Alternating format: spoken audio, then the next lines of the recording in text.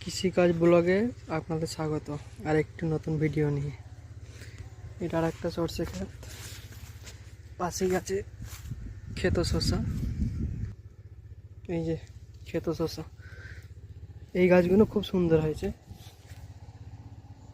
এই যে দেখুন।